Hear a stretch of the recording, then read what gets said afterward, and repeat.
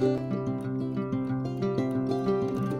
hello there, folks, and a very warm welcome back to What's for Tea. It's lovely to see you, and I hope that I find you very well indeed. And for this week's archive recipe, if you're looking for Halloween fun food, then please go no further. These wee pizza skulls are adorable, but you will need the right type of pan. So I will leave it linked down below, but I will go into that in more detail as the video goes on. So let me hand you over to me.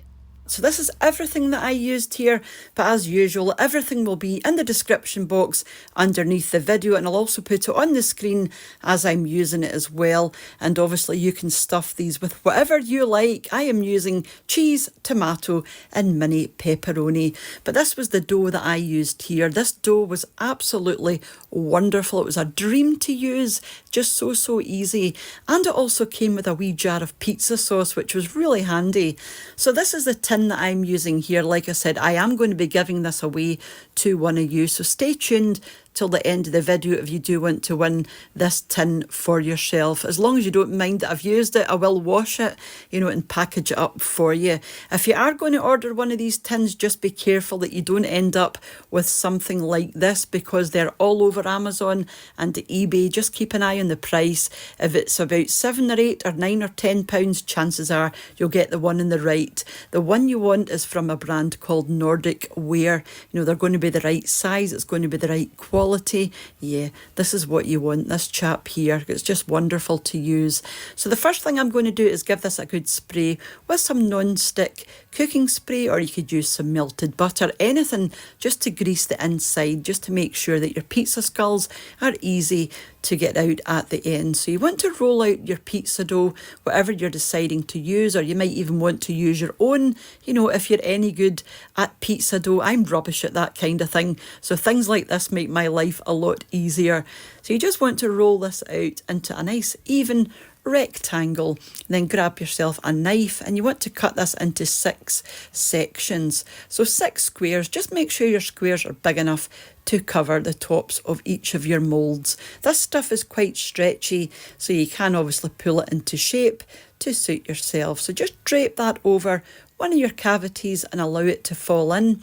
Just make sure you've got a wee bit left over so that you can tuck it in at the end. So I'm going to start with some cheese. That's about a tablespoon of mozzarella, and then about a tablespoon of the pizza sauce. I'm adding some Italian seasoning and a few wee bits of pepperami or pepperoni. Use whatever you like. And then I'm also going to add in some more cheese. Then I'm just going to tuck the ends in just to make sure nothing escapes as it's cooking. But we are going to go over these at the end with some egg wash, so don't worry too much about that just now. Just give it a good squidge into your tin, just to make sure you get a good impression on the underside where the face is. So I'm just going to quickly do the rest of my wee cavities, but I will speed it up because it's just the same thing over and over again. But let me tell you guys, this was so easy. It really was, and they look quite impressive at the end. So see if you're going to have a party or something like that, these would be ideal. So yeah, just keep going until you're happy. And like I said, do give them a good wee press down. And one of mine was quite small at the end just because I had a smaller piece of dough, but it'll be absolutely fine. It's just not as big as his friends, but it'll be just as tasty. So the last thing you want to do is whip up an egg with a wee bit of water and lightly brush the tops of your skulls just to give them a wee bit of a seal. Pop these into the fridge for about half an hour just to firm up a wee bit, and then put them into the middle of your oven, gas mark 5 or 6, for about half an hour until they're lovely and toasty on the top, and they should be looking something like this. Now, don't these look amazing? I was delighted with these, and I think a lot of this, they're a really good colour. I think a lot of this is down to that fantastic pan. Apparently Nordic Ware is it's a really good brand for these kinds of pans. I've never heard of it, but apparently they're quite big in the US where they are made. So like I said, if you're going to buy one of these pans, do try and get the Nordic Ware pan. That's what I would recommend anyway.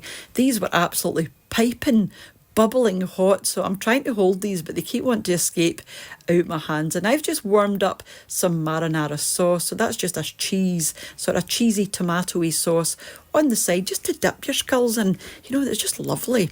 So I'm going to pull one apart here, and as you can see, they're burning my hands, and I actually dropped it. I just wanted you to see inside, but I'm doing a terrible job of that.